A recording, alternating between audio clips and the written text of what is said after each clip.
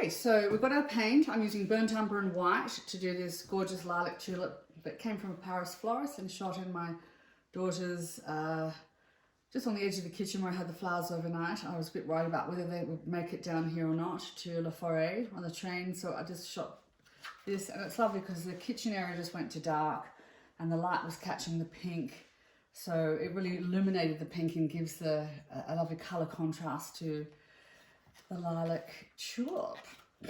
So we're using the sponge for Blooms 2 method, and I'm not using any medium, okay? So if I put medium on, it's going to make the thing slide and make the paint too thin, because there's something that happens also with the application of this. The combination isn't the best. So we don't introduce medium until we do the finessing. So we'll put the colour on in the same way. So we've got to be prepared to suspend doubt and and our concerns about little tiny details, which some of you, this is going to be a really good exercise. You're going to realize at the end of it that sometimes you spend too much time on some things, and it's at the end point that's where we need to spend the time. Okay, so this is all about also stretching your muscles as an artist with your understanding of what you're doing. So if you're finding you're a bit slow with things and getting bogged down, it's a really great way to go. Okay, I'm ready. Start time.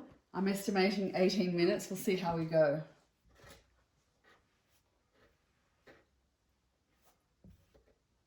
So I can just use it on the flat like that, or I can use it on the side and go even wider, because I've got a smaller area here. I'm just doing it like this.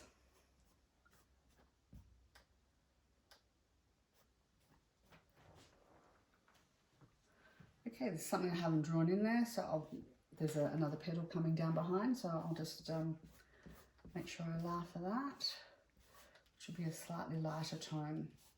And whenever you're doing the bottom, just lift it out to the edge, and then you can take your thing straight down. Otherwise, if you miss the paint along the bottom, it can tend to look a bit ugly, and you've got really quite a lot of retouching to do as a result. Okay. There's a little stalk there, so I'll go around here.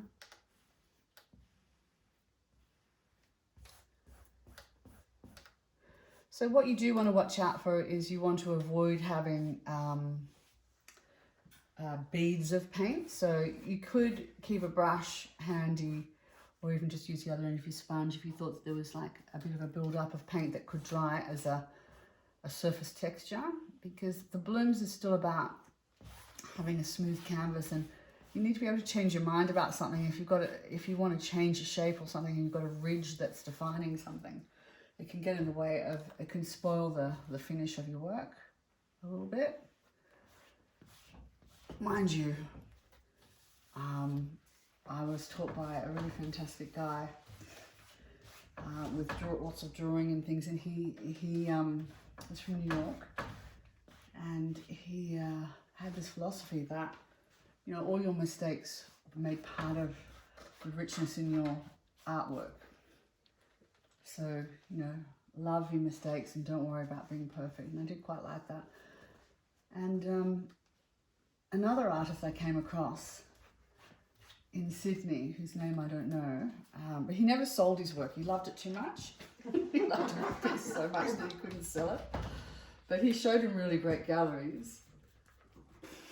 He was like, oh no, I couldn't sell it. But he had this method of creating work based on how letters used to be sent. Letters used to be sent, you write a letter to somebody.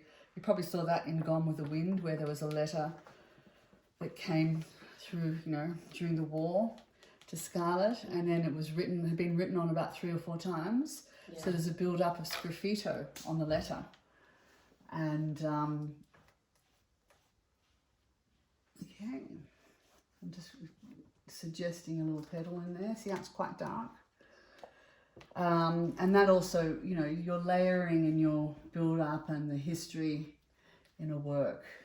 And he did his work based around, not around that story, but, you know, they used to do that with papyrus in Egypt as well.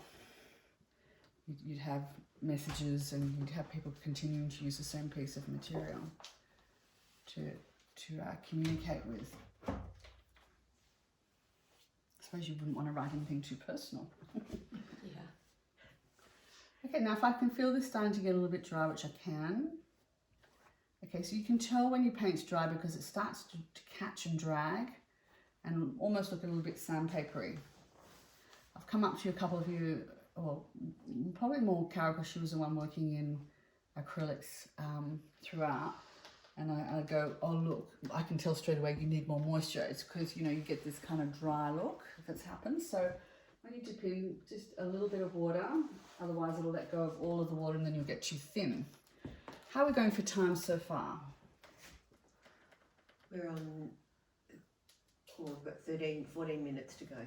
Okay, so how much of my time have I used? How much? 4 minutes. 5. So I'm almost a third of the way through my time. Am I a third of the way through the canvas? How much of the percentage of the canvas have I covered? Maybe a quarter, short of a quarter. All right, better get my skates on because it's supposed to be the easy stuff. Let's do it. Oh no! Yep, I'm all good. It's because I had it on the edge still. Yep. Okay, so there you go. Note to everybody. When you finish doing your edges, move the canvas back in because we're being quite physical here with the canvas, aren't we? We're not so puddling around with a little, you know, getting stuck in here.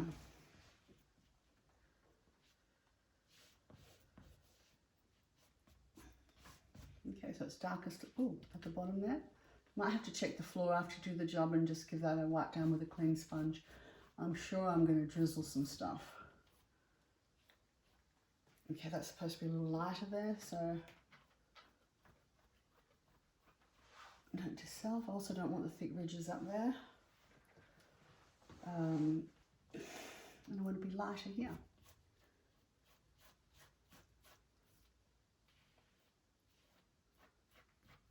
Now because you've got such a big sort of agriculturally, you know, shaped thing, not a finessing tool, you're forced to make decisions and block lights and darks. Okay, you can't sort of puddle around and do the same things that you usually do. So it really is an exercise in deciding, oh, well, is it light or is it dark? That's really all that matters, and just trying to capture the shapes. Painting shapes, not sort of puddling around to get a pretty tulip. So I'd say I've done a third, and probably around about the time frame for that.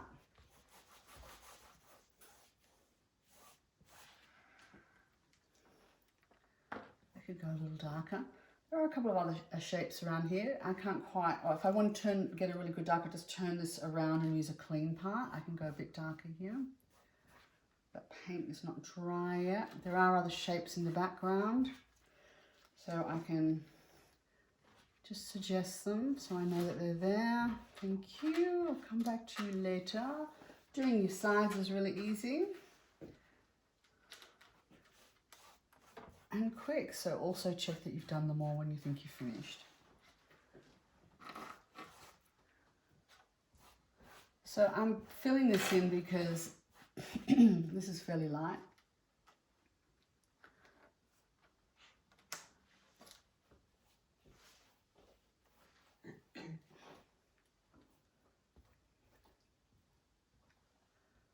And I still can get a reasonable level of control here, which is nice. That's too light.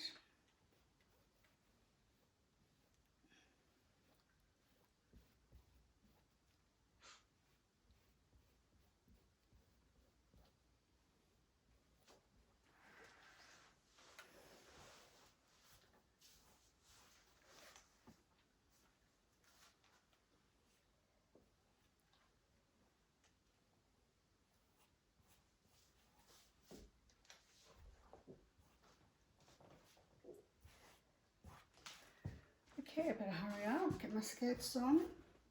Bit more water. You've used 8 minutes. 10 left. 10 left. Oh, I'm not panicked. Slow-mo. We'll move this out of the way a bit though. Okay, so how's this going for you, Jack? Because you haven't seen one of these live before.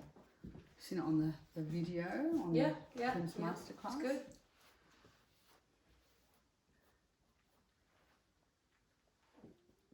I love seeing my students paint like rockets after this. And then you wonder, how did it take 3 days to do our first painting again? And you'll realise how far you've come.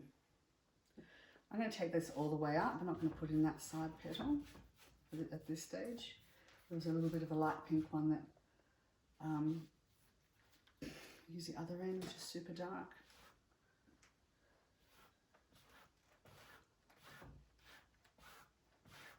Following the shape of the petal.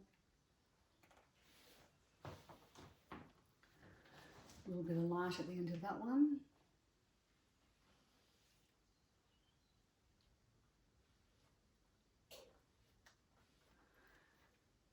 So yeah, once again it's breaking down the shapes. I would like to be a bit darker there, so I'm going to have to go lighter here.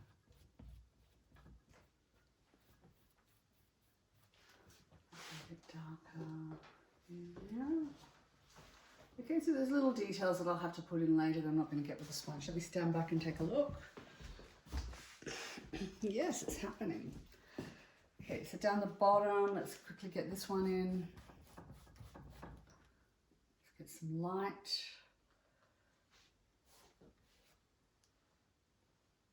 Oh, I put the light in the wrong place. There you go.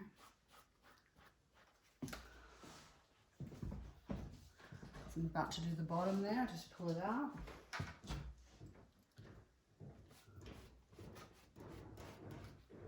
Do the sides while I'm here. Turn it around for the dark on the other end. Is it perfect? No, but it's just about in, you know, it's not far off being in. So anybody who's time poor, this is like so handy. This is also really handy if somebody wants to buy a painting from you. They look at the one that you've got that you spent weeks on and they go, but I've only got $1,000, and you know the painting's probably worth at least $3,000. You can say, look, I can do something, but I just would have to simplify, you know, the amount of flowers in it for you. You don't tell them the method. I once did a piece for $5,000 for somebody for a boardroom, and it took me an afternoon. So, you know, that's where you can use it really effectively. I did a big piece of pears with dappled light. I use a combination of house paints. They're absolutely thrilled with it. They've still got it to this day, and I did it probably 20 years ago. How good's that? So, you know, you can satisfy people with what they want and you don't have to tell them that you've, you know, shortened your processes, because the painting's going to look finished like the other ones by the time you're done.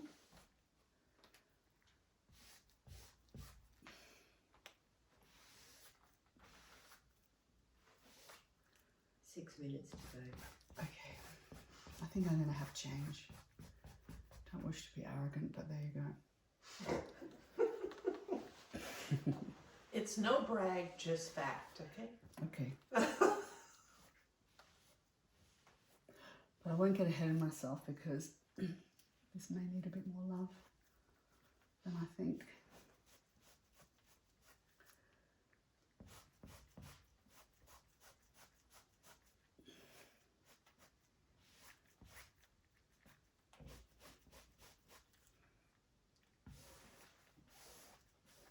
Who's itching to do theirs?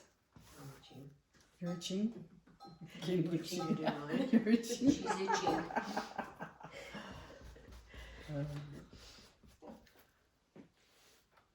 I've tried it before, but I think my sponge was too wet. Oh yeah? Yeah. I think it's nice to have support to do your first one. Your first really effective one. Which is why I didn't want you to start without me. I get it. Okay.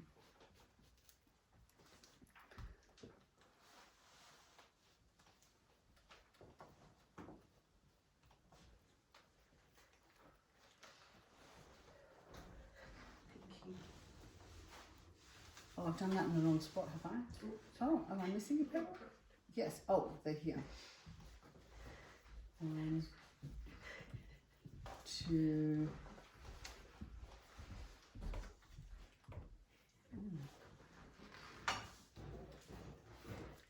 case I need a little bit more paint.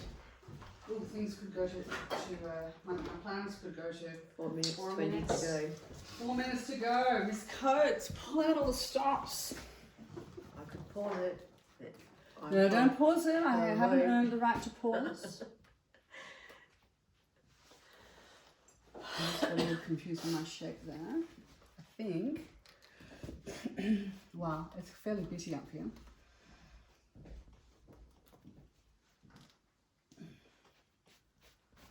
Put in the darks. Okay, so you know this area is not going to get the attention it needs. It's just not. Doesn't matter. But it doesn't Yeah, matter. okay. It's going to get the attention it needs when I can do it better with the brushes. But I'll still be able to find the shapes and I'll still have a good coverage on it. Yeah, it's a great coverage. Yeah, the rose gold should have this finished in 15 minutes, I reckon. 15. Challenge. It's a little bit easier. No, generally if I do one of those, if somebody hasn't painted before, they usually, if it takes me 20 minutes, they might take an hour. That's fine. But those roses and the fact that you're already warmed up and everything, I think you do them a lot faster. Okay, let's get the big areas in here.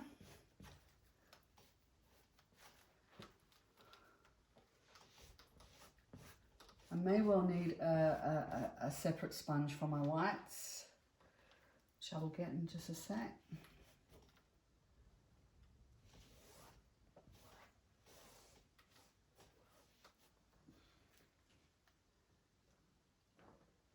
I think I've made a mistake on this part. I think I lost a piece. I'll just indicate there. To be explored, yeah, I think I can see that's what it has happened.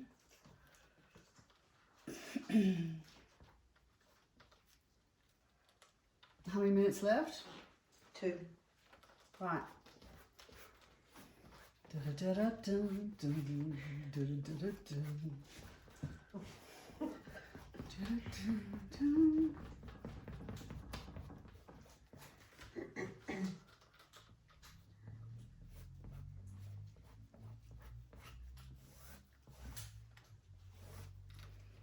We need the Flight of the Bumblebee song.